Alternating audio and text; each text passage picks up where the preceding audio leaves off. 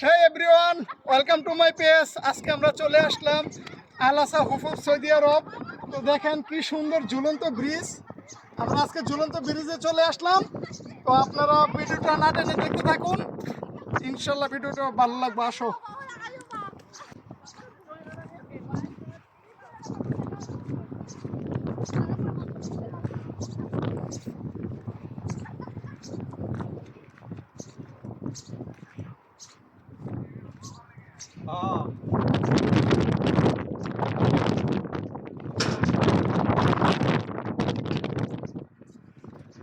मेरी पान एक है